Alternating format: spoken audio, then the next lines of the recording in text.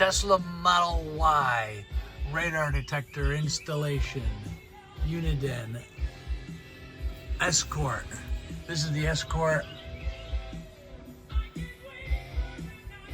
Redline 360C with a permanent mount. An RJ11 wire going up into the ceiling. Down, comes out behind the dash on this corner, goes under the seat, up into the side, and plugs in with a USB-C slot down here. Goes through a hole by removing the side panel to the center console. And this particular cord on Amazon, which I'll link in my bio, will supply you